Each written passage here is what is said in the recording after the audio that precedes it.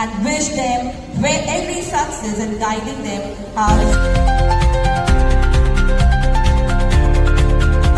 the head boy and head girl stand as the highest representative of unite and uphold the values of traditions of us.